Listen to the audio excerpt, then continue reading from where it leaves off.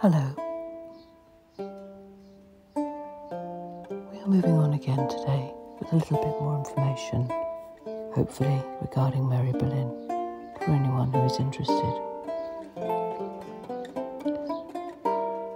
You'll notice that the portrait that I have put up today on my upload is slightly different from the one yesterday. In fact, even though she's wearing the French cable hood, she's of more sallow complexion and darker hair, as described by the Dutch experts in the Royal Portrait Gallery.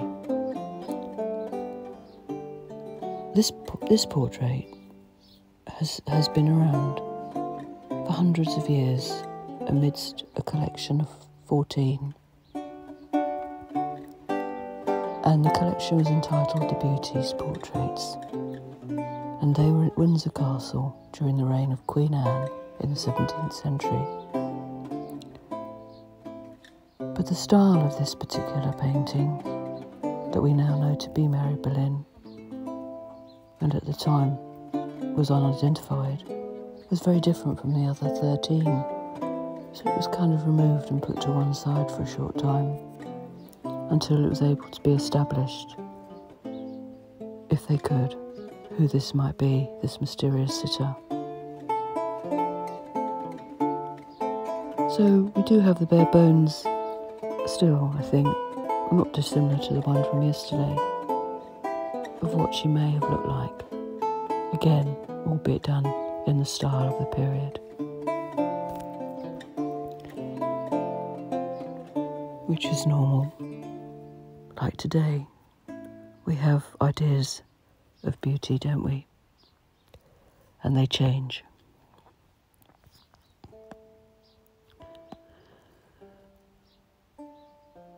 So we'll go back again a little bit, I think, to what was Mary Boleyn doing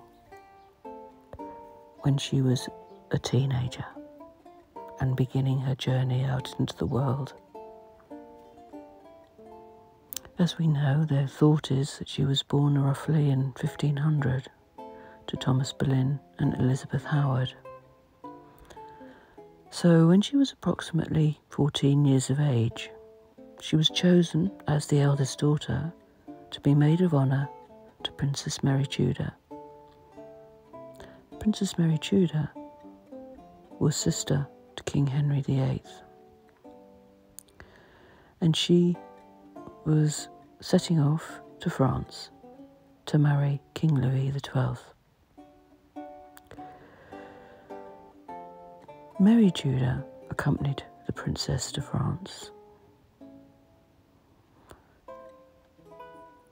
The Princess Mary Tudor would have been very young too, so you can imagine a gaggle of young girls, not dissimilar probably in some ways to groups of young teenagers you often see now, going off on an adventure, perhaps with the first cases or packets of their own new clothes to take with them to this court in France, because the court in France was considered to be the absolute pinnacle of fashion and culture.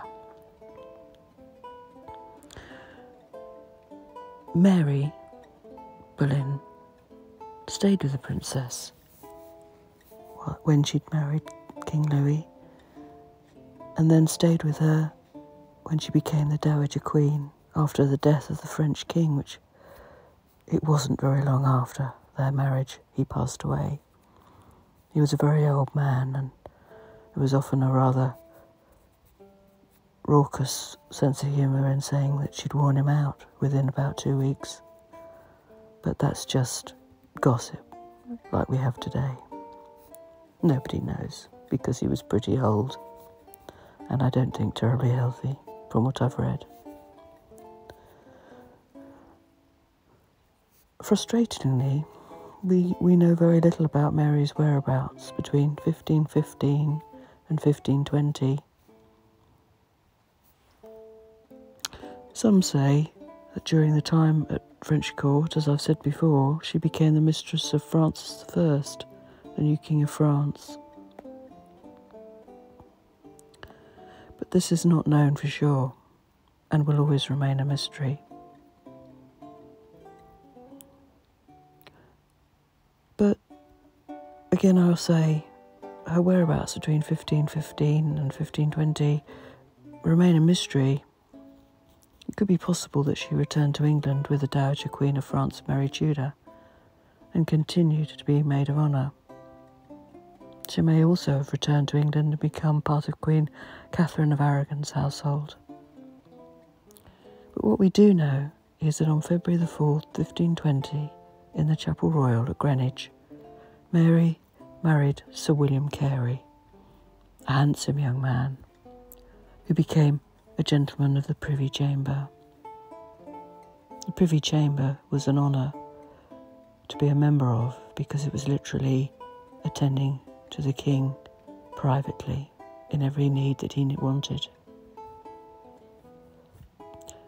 The king, Henry VIII, he attended their wedding ceremony and gave the couple a present of 6 shillings and 8pence, which I know doesn't sound very much now, but I think in those days it wasn't bad.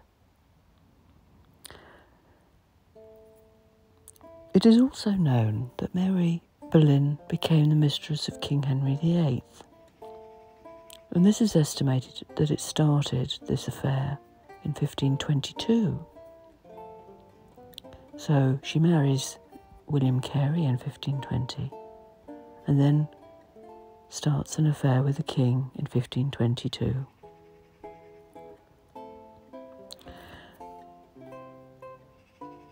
Indeed, Henry, always being the flamboyant young man that he was then, and not the big fat one that sadly we only see now in tourism, rode out during the Shrovetide joust of 1522, wearing on his horse the motto Elle Mon Coeur à Navera, which means, she has wounded my heart.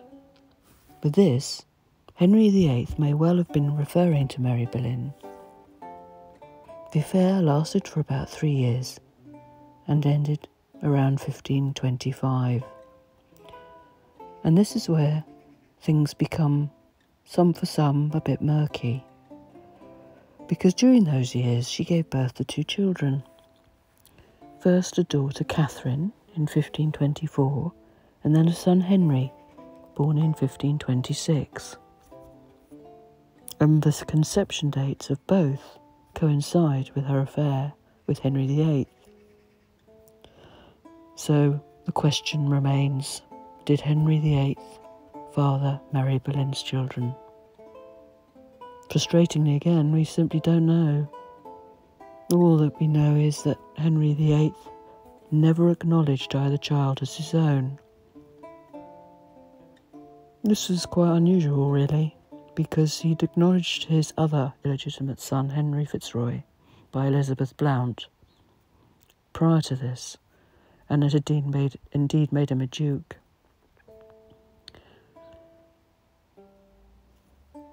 So, I think, without any kind of, like we have now, DNA and all that, we will never really, truly know. Some people say from the portraits of her 2 children, Mary Boleyn's 2 children, Catherine and Henry Carey, that they had the red hair and the look. And indeed, they both looked very like their cousin, Elizabeth I, Henry VIII's daughter by Anne Boleyn. But that would make sense, because Anne Boleyn and Mary Boleyn were sisters, and red hair was very common in the Boleyn family, as well as the Tudor family. On June 22nd, 1528, tragedy struck for Mary when her husband William Carey died of the sweating sickness, and with her husband's death she was left a widow without any means of supporting herself. Her young son became a ward to her sister Anne, who was at the time being courted by Henry VIII. It is thought that Mary took her daughter Catherine Carey and returned to Hever Castle for a time. And this must have been a difficult time for Mary, as it is believed she was not well liked by her parents, especially by her father, Thomas Boleyn. Joseph Wilkinson, in her book The True Story of Henry VIII's Favourite Mistress, states that Mary's father turned his back on his eldest daughter as she was no longer mistress to the king and therefore not a means of advancement for the family. Ah, misogyny, ain't it grand? But we do know, however, that Henry VIII stepped in and asked Thomas Boleyn to support his daughter.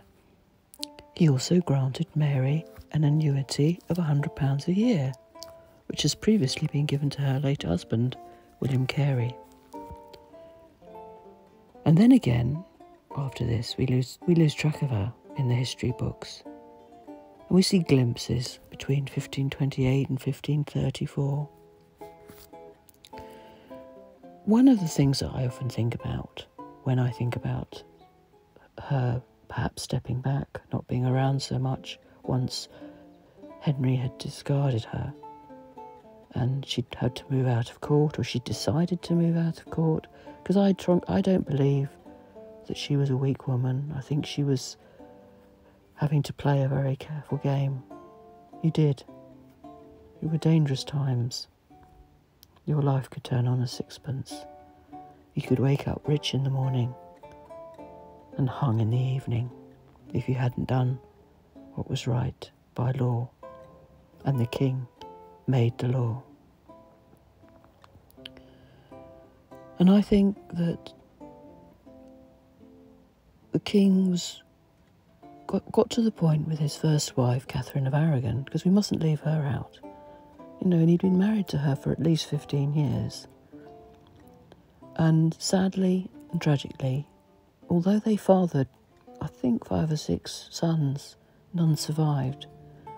They either were stillborn or she miscarried of a son. And the only living child that she produced was a Mary, who became Mary Tudor. And some know her sadly as Bloody Mary.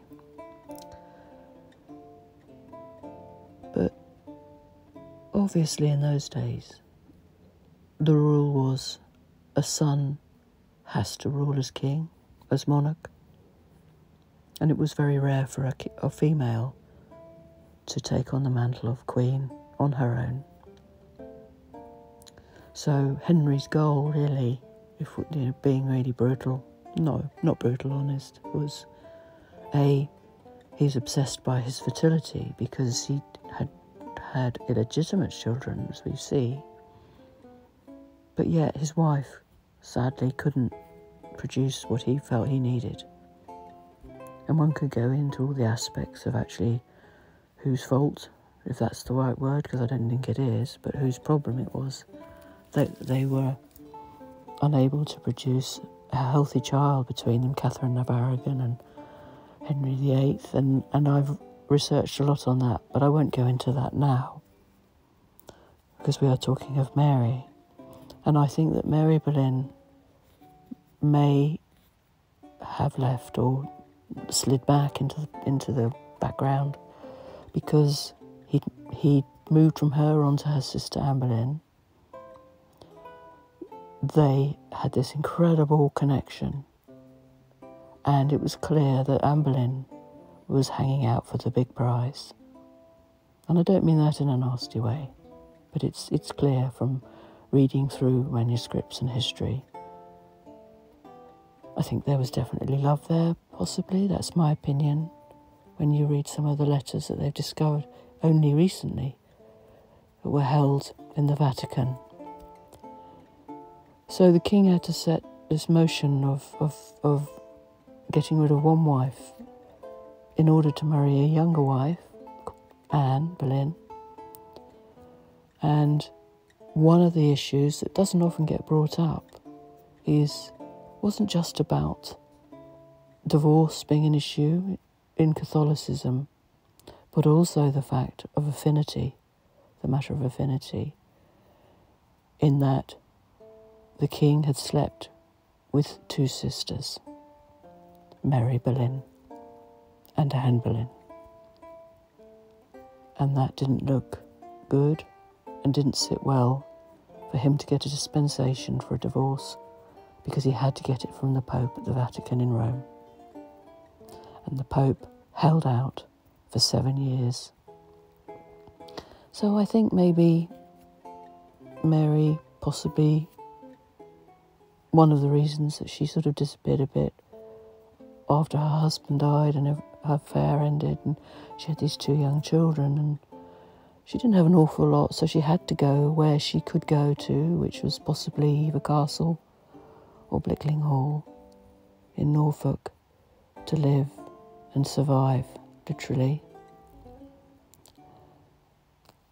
But also keep a low profile so that they could get the divorce through and the king could marry Anne Boleyn. So we lose track of her a bit, as I say. Sorry I have digressed, it's the way with history. But she reappears again in 1534 at court, causing an enormous scandal, because not only was she married, but she was also pregnant. So sometime in 1534, Mary had married William Stafford, a soldier at the garrison of Calais. And as the sister of the Queen, Mary had married far beneath her situation in life, and what's more, had dared to marry without her sister or father's permission. Outraged, Anne, her sister, banished her from court. What happened to the child that Mary was carrying is unknown, but most likely she either miscarried the child or it did not live long after birth, because there are no more records of any more children after she married Stafford, and only the 2 Carey children from her first marriage. Also, in another point of frustration, we do not know where she went after her banishment. But since her new husband, was a soldier at Calais, it's most likely that she returned there with him. And we do know that in 1539, William Stafford was chosen as one of the members assigned to welcome Henry VIII's 4th wife, Anne of Cleves, to Calais. So there for the moment, I'll leave it there. I hope you have had some interest in what I have to say. I've tried not to witter on, as my husband calls it, too much, and you find it of interest.